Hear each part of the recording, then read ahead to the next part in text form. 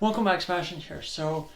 Today I'm here for my review of the 2024 Formula 2 Monaco Sprint Race. About what you would expect from Monaco, a lot of crashes, not a lot of overtaking. So it started with Taylor Barnard on reverse grid pole, Bortoleto second. Barnard keeps his lead into turn 1.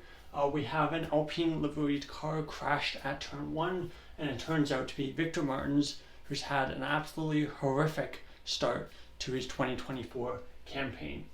Had a very slow start, anti-stall kicked in, and then he just got sandwiched at turn 1 between two other cars and lost his front wing.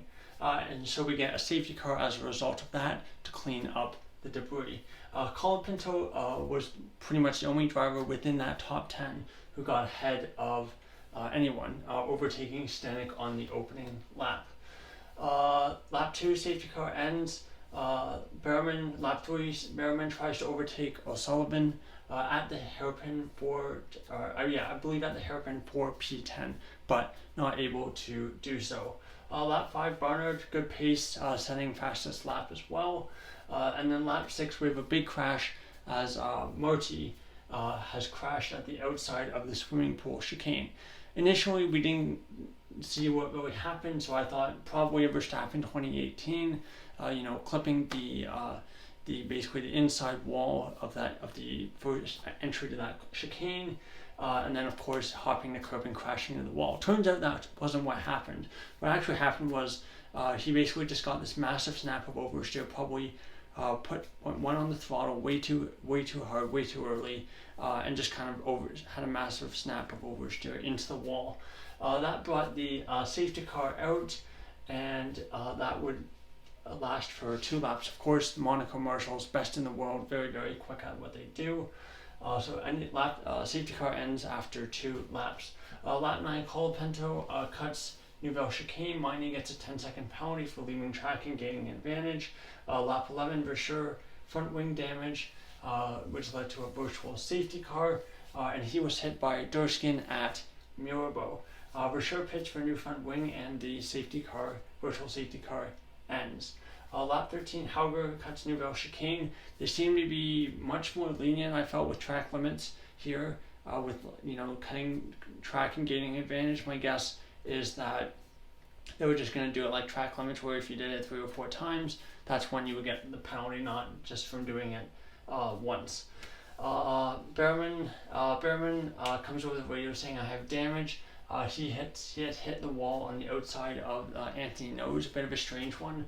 Again, another driver who was expected to be a title favorite, who's had a pretty much a shocker of a season so far. Lap 15, Versure was Durskin was under investigation, and Durskin was given a 5-second penalty. Lap 20, Berman, with very sudden car issue exiting Portier, the engine cut out and he fell down to 14, so a bit unlucky there, but possibly connected to his crash a couple laps earlier. Lap 22, Bortoleto was off Nouvelle Chicane again, and second time according to Hauger. Then we get contact at Rascasse. First before that, we have contact at the hairpin between Maloney and O'Sullivan. Maloney loses a front wing end plate, and O'Sullivan would then cut the Nouvelle Chicane just after that. Then we get a couple laps later, lap 24, Maloney spun around and in sector 3 at Rascasse. Miney was also involved in that. Basically, Maloney came very close. Basically, it looked like there was a concertina effect, so Maloney kind of went a bit into the car in front of him, and then Correa hit him much harder, spun him around. He stalled. Miney stalled as well, kind of got trapped behind Maloney, and this led to first it was a virtual safety car, and then turned into a red flag, unfortunately for me. Race was then resumed after a 20-minute delay or so, and we started with a rolling start. The race gets going again, lap 26, smooth restart, no real changes of position. Lap 27, Berman goes a bit wide of the hairpin, almost loses a position there, but manages to hold on. Hadjo cuts Nouvelle Chicane, big lockup there, but he holds position. Gets the final lap, and Barnard takes the checkered flag, his first win in Formula 2, Also first points in Formula 2, so really good result for him. So final result for the sprint race for Formula 2 from Monaco. Barnard first, Bortolano second, Hauger third, Antonelli fourth. It seems like he's turned into Formula 2's Nico Hülkenberg, destined to never get on the podium, always be P4. Also got fastest lap for his troubles as well. Fifth Colapinto, sixth Stanek, seventh Aaron, eighth Hadjar, ninth Fittipaldi, 10th O'Sullivan, 11th Behrman, 12th Correa, 13th Crawford, 14th Cordial, 15th, let's see, who is that? Can't even read it. 16th for sure, 17th Miata, 18th Thurston, and then your four retirements: Miney, Maloney, Marti, and Martins. Championship standings, some small changes here. Maloney still top of the pile with 68, but Aaron has closed up. 65 points for him, 60 points for Hadjar in third, 40 points, Hadjar.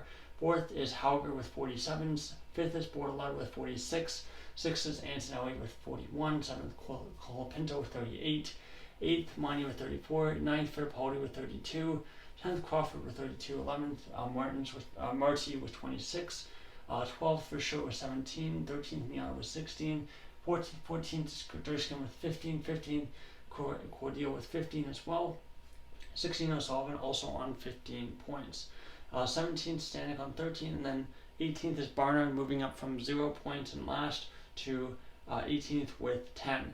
Then we get 19th Martins with 9, 20th Vilgomes with 8, 21st Behrman with 6, and 22nd Correa with 4. So big surprise, I guess, after Monaco, round 4 of the season. I believe it's round 4. Let's see, yeah, it would be. Let's see. Yeah, round 4 of the season. And, two of the title favorites, Martins and Behrman, 19th and 21st in the championship, still on single-digit point scores. So yeah, a bit of a surprise so far in Formula 2 this year. Anyway, I think Monaco Sprint Race went about as you would expect. And let me know what you thought. And again, I'll be back probably tomorrow morning with my review of qualifying if my camera can stop malfunction. Anyway, thank you so much for watching. Goodbye.